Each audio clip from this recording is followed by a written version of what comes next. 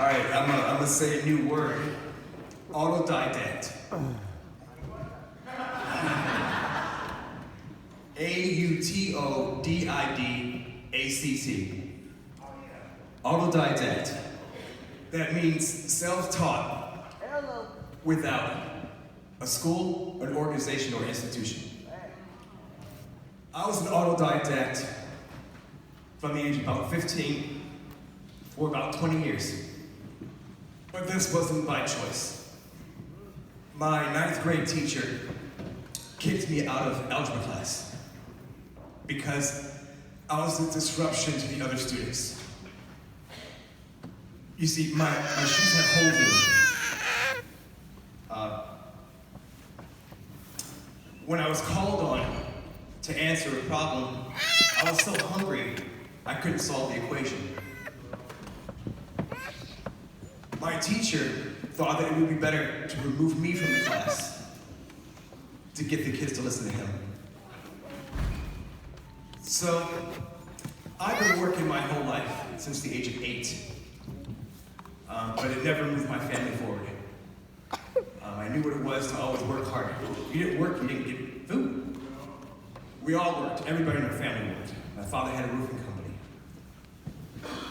By the age of 13, it got too hard for my mom, and she went out on her own, and she left us. My dad was trying to find work by socializing in bars. So when my teacher kicked me out of school, I didn't have anybody to talk to. Usually my mom, when she was home, she'd be very demonstrative, and she would run up and say, "How dare you do that to my kid?" But she wasn't around. We had moved 17 times in the 15 years I lived there. So I didn't have a community. I'm African American and Caucasian. So it made it even harder for me to fit into any community. The blacks thought I wasn't black enough, and you know what the whites did.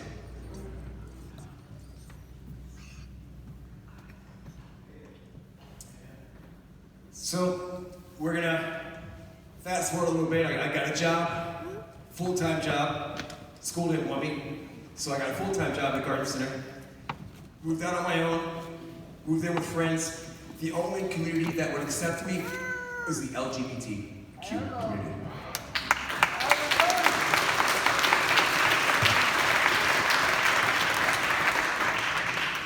Now, I was a gay man, gay boy then. I wasn't gonna say that to anybody. I was 15. It was hard enough being black and white and poor, right?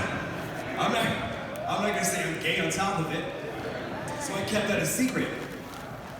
And I was, I guess, what you call a butch fag.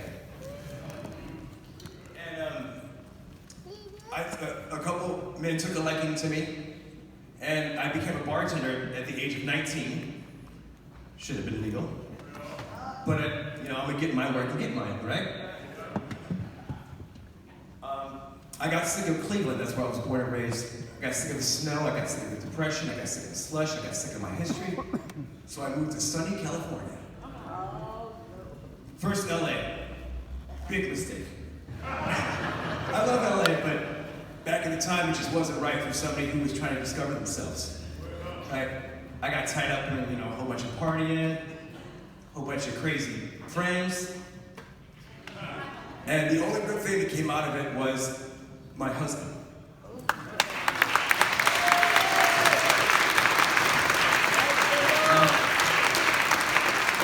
I met Alan 18 and a half years ago.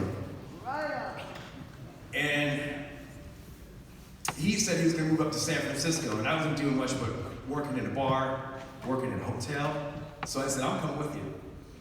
So we moved up here together, and because I'm an autodidact, I taught myself how to do Microsoft Word, Microsoft Excel, Microsoft Office, Adobe. I taught myself SAP, and I got a job in healthcare, in the payroll department.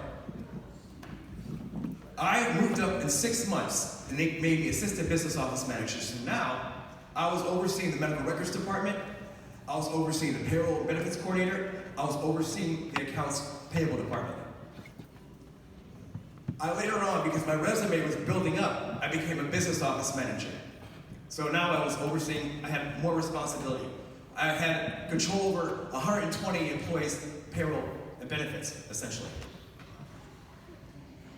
A job offer opened up for me at the University of San Francisco.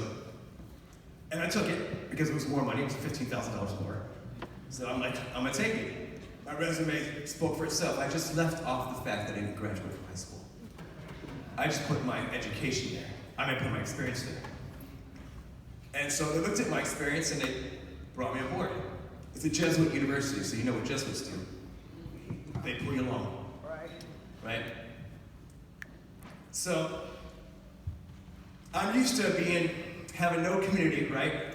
And used to not speaking my mind, but I started having this confidence. You know, I was approaching 30. I had my 30th birthday party. I had 30 friends at my birthday. And I had a lot of friends. But then 2008 happened.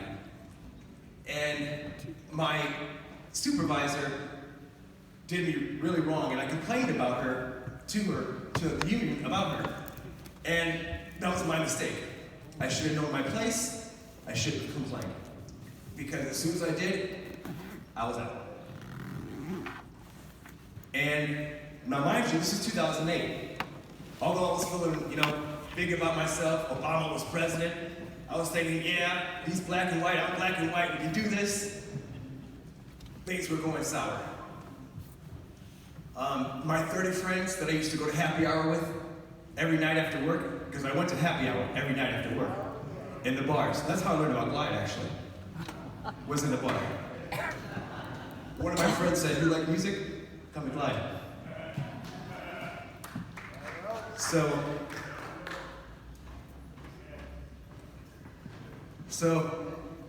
2008, I'm jobless. I have these friends that just want to drink, but my money's running out. So I'm like, what can I do? I go to the doctor. Here comes another hit to the stomach. I got high blood pressure. I got high cholesterol. I've had 2 surgeries to my intestines. My knees were bad. My shoulders were bad. My back was bad. I was 30 pounds overweight. I was dying, and I was 30 years old. Because I put all myself into work, I thought I deserved to be happy every day after work and drink every day after work. I'm working my butt off every day. I deserve to be drunk every night. Right? So, it got to the point where I got on my knees. I was smoking a pack and a half of cigarettes a day. And I got on my knees and I said, God, please, give me the strength. Help others be kind to me and help me be kind to others. And I still pray that every day. But from that first day, my temptation for cigarettes, when I got on my knees, my temptation for cigarettes got a little easier to say no. I tried the patch, I tried the gum, I tried everything else. Well, Richard, the only thing that worked was cold turkey and prayer.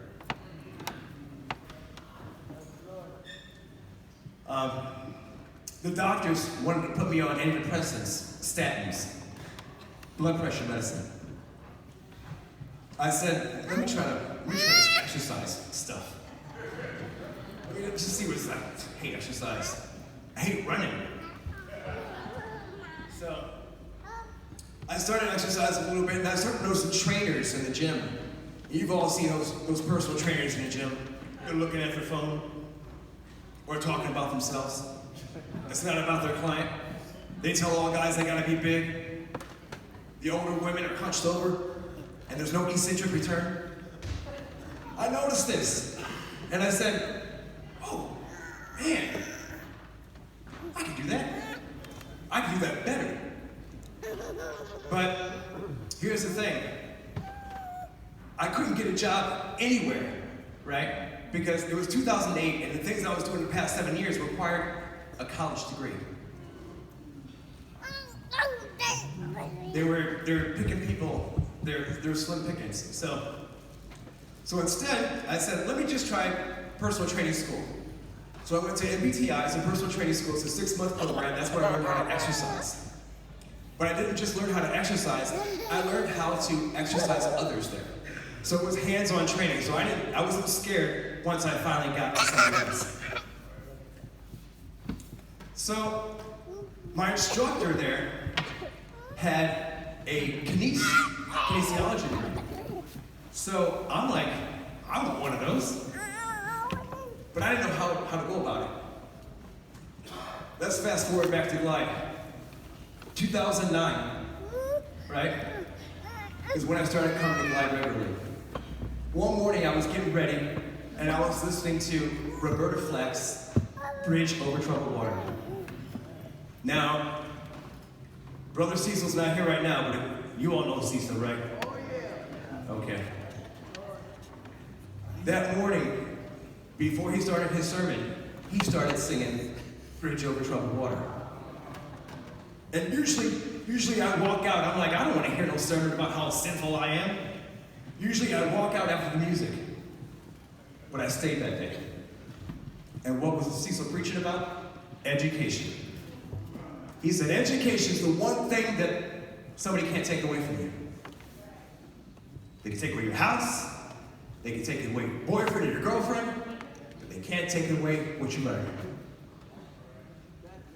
So I'm thinking, let me give this thing a try. At the end of 2009, I got my GED.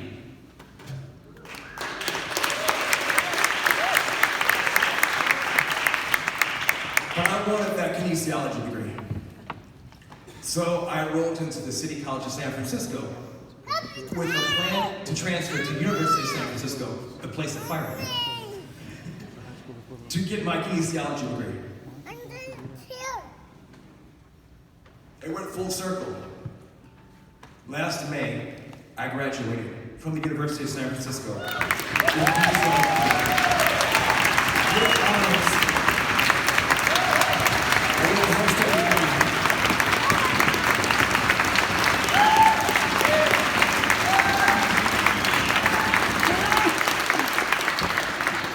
My shoulder pain is gone. My knee pains are gone. I have no more back pain. My blood pressure went from 149/90 to 106/63. My resting heart rate went from 102 down to 48. I hated running. I run a marathon, and I run a half marathon every month, placing second in my division. I've helped over 1,000 different people with shoulder pain, back pain, and knee pain, and losing weight and getting off of type 2 diabetes. This is my passion, but I would have never found that had I not stayed for the sermon.